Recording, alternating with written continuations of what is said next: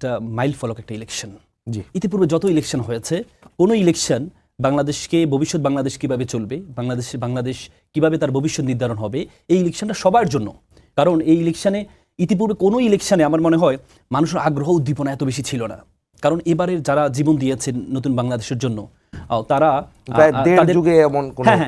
এই যে তারা যে জীবন দিয়েছে, তারা জীবন দিয়েছে কিন্তু জামাত, বিএনপি, এনসিপিকে জিতানোর জন্য না, তারা জীবন দিয়েছে বাংলাদেশকে জিতার জন্য। যে বাংলাদেশকে জেতার জন্য তারা জীবন দিয়েছে, সুতরাং আজকের 4.5 কোটি তরুণ আছে, ভোটার আছে, তাদের একটাই চিন্তা, বাংলাদেশ যেন জিতে যায়। এই জন্য এই বাংলাদেশে জিতার ক্ষেত্রে দেখেন, আপনি যেটা প্রশ্ন করলেন, এনসিপির সাথে জামাতের জোট, এনসিপির সাথে কিন্তু জামাতের মনস্তান্ত্রিক জোট কিন্তু অনেক আগ থেকে হয়েছে। যদিও প্রথম পর্যায়ে বিএনপি চিন্তা করেছিল এই যে জোটে যাবে, এই বিএনপির সাথে জোটে যাওয়ার একটা প্ল্যান তারা করেছিল। কি কারণে করেছিল? দুটি কারণে তারা বিএনপির সাথে জোটে যাওয়ার জন্য করেছিল। একটি হচ্ছে তারা দেখতে পাচ্ছে যে যেহেতু আওয়ামী লীগ চলে গিয়েছে, পরবর্তীতে বিএনপি আপকামিং পাওয়ারে যাবে, তো সুতরাং যদি আপকামিং পাওয়ারে যায় তাহলে হচ্ছে তারা কিছু আসনও পাবে এবং কিছু মন্ত্রিত্ব তারা পাবে, এই একটা চিন্তা তাদের ছিল। পরবর্তীতে দেখেন, এটা কি কোনো ঘূর্ণিঝড় হচ্ছে? ও আচ্ছা আচ্ছা আচ্ছা, আমি ভাবলাম আচ্ছা। দুটি কারণে, একটি হচ্ছে যে আপকামিং পাওয়ারে যাবে, দ্বিতীয়টি হচ্ছে আপনি দেখেন এনসিপির যারা তরুণ আছে এদেরকে বিভিন্ন জায়গায় কিন্তু আক্রমণ হয়েছে, আক্রমণের শিকার হয়েছে বিএনপি কর্তৃক আক্রমণের শিকার। কক্সবাজার আপনি দেখেছেন রিসেন্টলি আওয়ামী লীগ বিএনপি দুই পক্ষ মিলেই এদের উপর আক্রমণ করেছে, এনসিপির উপর আক্রমণ করেছে। তার মানে তারা এই যে ফিউচার একটা সেফগার্ড হিসাবে বিএনপিকে তারা পছন্দ করেছে। এটা ছিল তাদের পক্ষের দুটি যুক্তি। কিন্তু বিপক্ষে একটা ছিল, সেটি হচ্ছে তারা জানে বিএনপির চেন অফ কমান্ড এত শক্তিশালী না, যদি এনসিপির কেউ একজন প্রার্থী হয় তাহলে যে তারা যে সকল বিএনপির ভোটগুলো যে তারা পাবে, এটা একটা আশঙ্কা তাদের মধ্যে ছিল, প্রথম আশঙ্কা ছিল। কেন তারা প্রথম আশঙ্কা ছিল? দেখেন, বিএনপি যেখানে বিএনপির নিজস্ব একজন বিপরীত পক্ষ, আপনি দেখুন চট্টগ্রামে গুলি করেছে, যাকে নমিনেশন পায়নি সেই আক্রমণ গুলি করেছে, যেখানে বিএনপি যেখানে বিএনপিকে ওন করতে পারে না, যেখানে না, আপনি দেখেন প্রায় 35টা আসনে বিদ্রোহ প্রার্থী যারা মিছিল করেছে, ঝাড়ু মিছিল করেছে, অনেক কিছু করেছে। যেখানে বিএনপির আদর্শ লোকদেরকে ওন করতে পারে না, সেখানে একটা বিপরীত পক্ষের দল এসে সমঝোতায় যাবে, তারপরে তাকে ভোট দিবে। এনসিপির একটা আশঙ্কা এনসিপির সবসময় ছিল, এবং বিএনপির সাথে জোটে তাদের আরেকটা বড় আশঙ্কা ছিল, সেটি হচ্ছে বিএনপি কিন্তু শুরু থেকে এই যে জুলাই সংস্কারে যে গণভোট হবে, সেই গণভোটের ক্ষেত্রে কিন্তু বিএনপি বলে আসছে তারা না ক্যাম্পেইন করছিল, শুরুতে না ক্যাম্পেইন করেছে। এবং কি আপনি এই শুরুতে কিন্তু আপনি যখন সংস্কারের পক্ষে, সংস্কারের পক্ষে, কিন্তু হানা ক্যাম্পেইন যখন একটা হয়েছে সোশ্যাল মিডিয়া এবং আপনি মির্জা আব্বাস সাহেব বলেছে গণভোট যা কিছু হোক, এটা আমরা যখন ক্ষমতা রিভার্স করব, এমন কথা আসছে। তার মানে যেখানে জুলাই শক্তি এনসিপি, তাদের একটা আশঙ্কা ছিল যদি বিএনপি সাথে তারা জোটে যায়, যদি তারা না ক্যাম্পেইন করে, যদি করে, তাহলে এটা এনসিপির জন্য বুমেরাং হয়ে যাবে। এই জন্য তারা বিএনপির সাথে আশঙ্কায় ছিল। পরবর্তীতে আপনি দেখেন, আমি যে আপনাকে শুরুতে বলেছি, জামাতের সাথে বিএনপির একটা মনস্তান্ত্রিক জামাতের সাথে এনসিপির একটা মনস্তান্ত্রিক মিল ছিল। কি মিল ছিল? আপনি দেখেন জুলাই সনদের ব্যাপারে, আইনি সনদের ভিত্তির বিষয়ে জামাত এবং এনসিপি কিন্তু ভালোভাবে আন্দোলন করেছে। এবং কি নোট অফ ডিসেন্ট, যে সংস্কারগুলো গুরুত্বপূর্ণ, এই গুরুত্বপূর্ণ প্রায় 40টা সংস্কারের মধ্যে 29টি সংস্কারের মধ্যে বিএনপি নোট অফ ডিসেন্ট দিয়েছে। জামাত দিয়েছে 4টি, এনসিপি দিয়েছে 1টি। তার মানে দেখেন আপনি নোট অফ ডিসেন্টের ক্ষেত্রে এনসিপি এবং জামাতের মধ্যে একটা সিমিলারিটি ছিল, তারা কাছাকাছি ছিল। তার মানে বেসিক যে সংস্কারগুলো আছে, চেক অ্যান্ড ব্যালেন্স করার যে সংস্কারগুলো আছে, এই সংস্কারগুলোতে এনসিপি এবং হচ্ছে জামাতের আগে থেকে বলা যায় যে আগে থেকে সমঝোতার প্রস্তুতি ছিল। আমি বলছি মনস্তান্ত্রিক, মানে তাদের যে আমি তো বলি যে politics is the only common sense of human being. আপনি কমন সেন্সটা যখন খাটাবেন, কারণ জামাতে শুরু থেকে জুলাই সনদের আইনি ভিত্তি চেয়েছে, এবং কি আপনি দেখেন বর্তমানে আমি মনে করি এনসিপির সাথে জামাতের যে জোটটা হয়েছে, এনসিপি এখানে সবচেয়ে বেশি লাভবান হয়েছে। কিভাবে এনসিপি লাভবান হয়েছে? এনসিপি লাভবান হয়েছে জামাতের যে chain of command, top to bottom, জামাতের একটি ভোট তাদের কমান্ডের বাইরে কখনো যাবে না।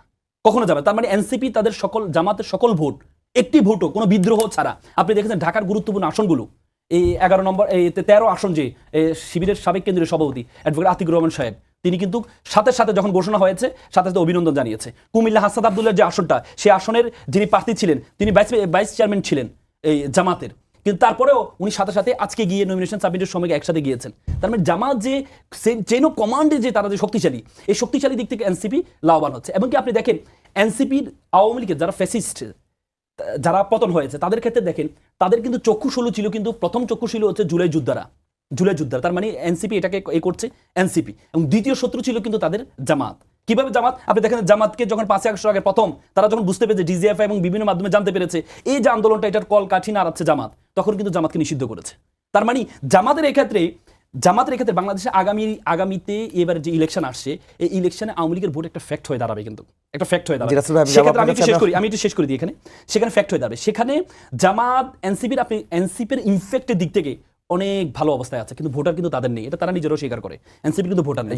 সেক্ষেত্রে আমি একটু শেষ করে দিচ্ছি, সেক্ষেত্রে জামাত কিন্তু এই যে আওয়ামী যে ভোটগুলো, এই ভোটগুলো এনসিপির কারণে জামাত কিন্তু আওয়ামী ভোটগুলো হারাবে। কারণ তারা প্রথম শত্রু মনে করে এনসিপিকে, দ্বিতীয় শত্রু মনে করে জামাতকে। যে ফ্লেক্সিবল যে ভোটগুলো ছিল, যেগুলো আওয়ামী লীগের যারা একবারে ফ্লেক্সিবল সাধারণ ভোটার, সাধারণ পছন্দ করে আওয়ামী লীগকে, সেই ভোটারগুলো কিন্তু এনসিপিকে জামাতের সাথে যুক্ত হওয়ার কারণে জামাত কিন্তু এটা হারাবে। বড় একটা স্যাক্রিফাইস জামাতকে করতে হবে। মোশাররফ ঠাকুর, আপনি তো বলবেন যে জামাত কি ভোট হারাবে, আওয়ামী সমর্থিত যে ভোটগুলি আছে সেটা একটা প্রশ্ন থাকবে। একই সঙ্গে উনি কিন্তু বেশ কিছু বিএনপির বিপক্ষে বা এনসিপির সঙ্গে যে সমঝোতা হয়নি সেই বিষয়গুলো উল্লেখ করেছে। কিন্তু আপনাকে জানতে চাইবো যে এই জোটের 11 দলের যে সমঝোতা হয়েছে, এটার ভবিষ্যৎ আপনি কি দেখছেন, আপনি কি প্রত্যাশা করেন এদের কাছ থেকে? ধন্যবাদ আপনাকে। আপনার দর্শক শ্রোতা, অপর বিজ্ঞ আলোচক রাসেল, দেখুন, আমাদের দেশে একটা কথা আছে যে আসল রেখে, মানে পুঁজিটা রেখে প্রফিট নিয়ে দৌড়াদৌড়ি আর কি। তো এই এনসিপির যে মূল বিষয়টা, এটা হচ্ছে প্রফিট নিয়ে দৌড়াচ্ছে। মূল পুঁজি হচ্ছে তার মূল পুঁজি হচ্ছে, সে বলছে আমরা একটা মধ্যমপন্থী রাজনীতি করব বাংলাদেশে, মধ্যমপন্থী রাজনীতিকে আমরা প্রতিষ্ঠিত করব। এটা হলো তাদের ঘোষণা, এটা হচ্ছে তার মূল পুঁজি। এখন সে দৌড়াচ্ছে প্রফিট কোন দিকে হবে, কথাটা বলছেন? পুঁজি রেখে, পুঁজির পাহারা না দিয়ে প্রফিটের পেছনে দৌড়াই যাচ্ছে। দেখুন, এনসিপির আহ্বায়ক নাহিদ ইসলাম বললেন যে পিআর পদ্ধতির নির্বাচন চাওয়া জামাতের একটি প্রতারণা, এখন স্পষ্ট। সরওয়ার তুষার বলেন জামাত একটা জঙ্গিবাদী দল। আর নাসির পাটোয়ারি বললেন যে জামাত এটা কোনো ইসলামী দল না বা রাজনৈতিক দলই না। এটার উত্তরে ইয়াই বললেন যে আমাদের জামাতের সাধারণ সম্পাদক মিয়া গোলাম পারওয়ার বললেন, জন্মের পরেই বাবার সাথে পাল্লা দিতে এসো না। তো এখন কি দাঁড়ালো, এটা নিয়ে এনসিপি অনেক কথা বলছে, আমরাও অনেক কথা বলছি যে এনসিপি একটি আন্দোলন থেকে উঠে আসা কর্মীদের বা এদের সমন্বয়ে একটি রাজনৈতিক দল। এটি জামাতের পুত্র হয় কিভাবে, জামাত এদের পিতা হয় কিভাবে?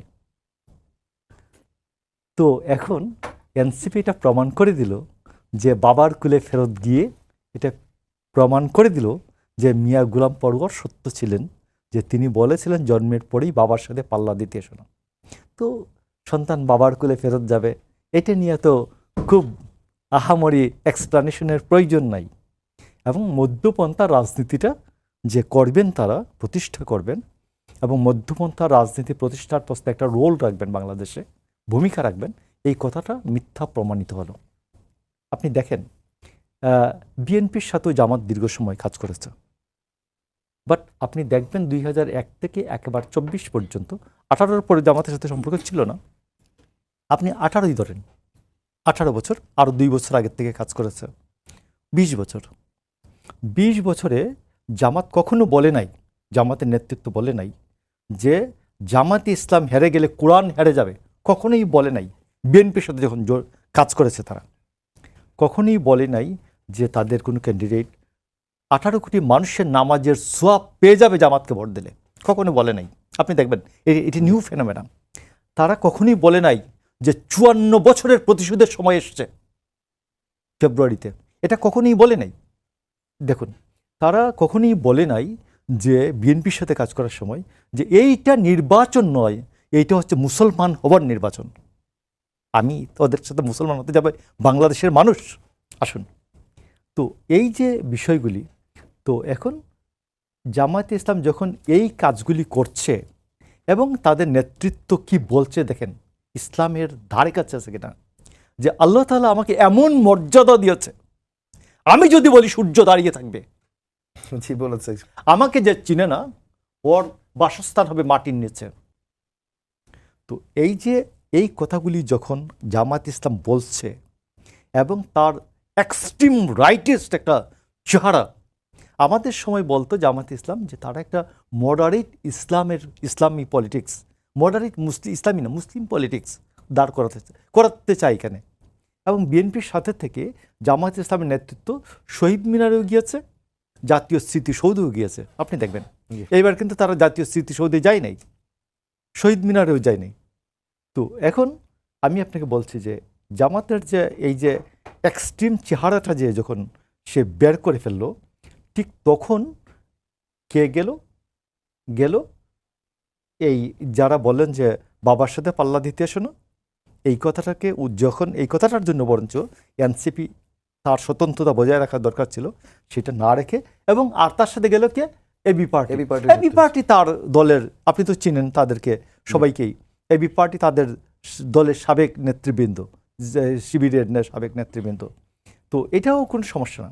তো এই জন্য আমি আপনাকে বলছি যে বাংলাদেশে আমরা যেটা মনে করতাম যে এনসিপির মাধ্যমে একটা নারী বিষয় একটা মধ্যপন্থা রাজনীতি বাংলাদেশে আরেকটা মধ্যপন্থা রাজনীতি করার একটা দলকে পাওয়া গেল, যারা ধরুন মধ্যপন্থা রাজনীতি পছন্দ করে, এরা সবাই যে বিএনপিকে পছন্দ করে এমন তো না।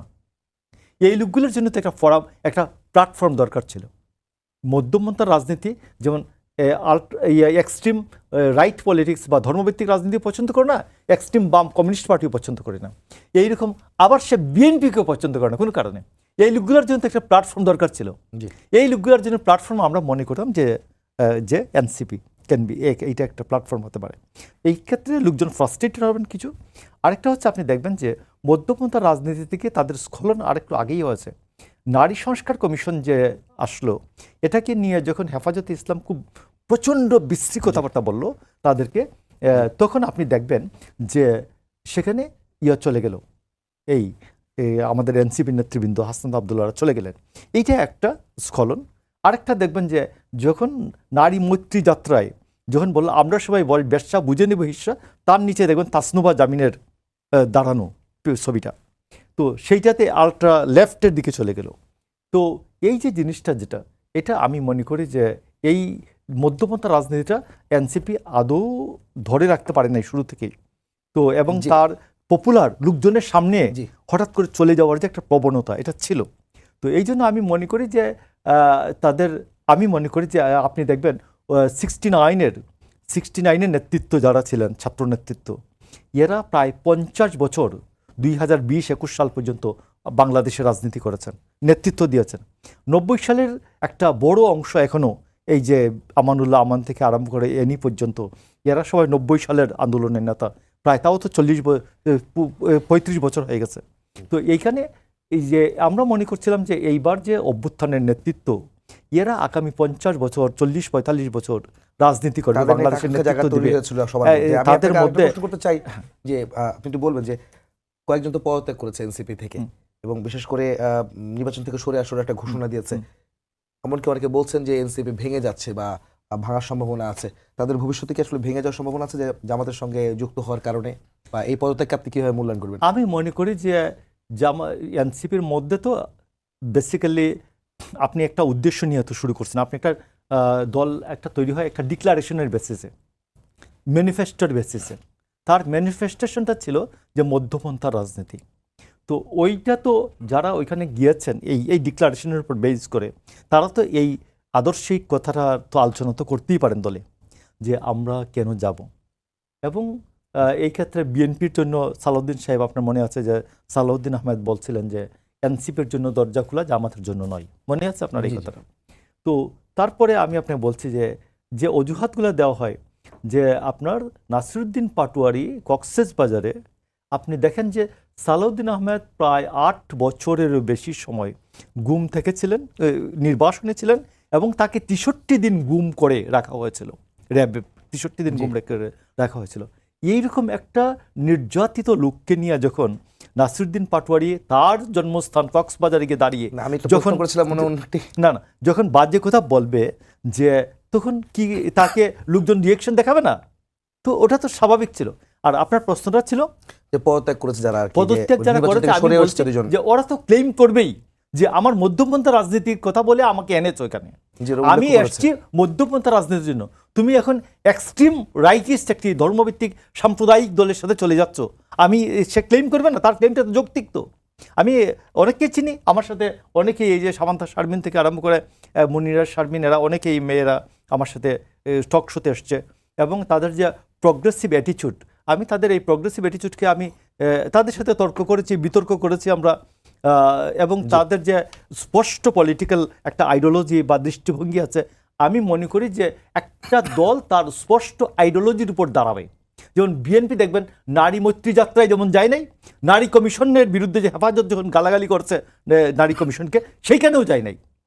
আপনি দেখবেন এটার নাম হচ্ছে মধ্যপন্থা। হ্যাঁ জি, আমি আপনার কাছে আসবো। রাসেল, আপনি একটু বলবেন যে নাহিদ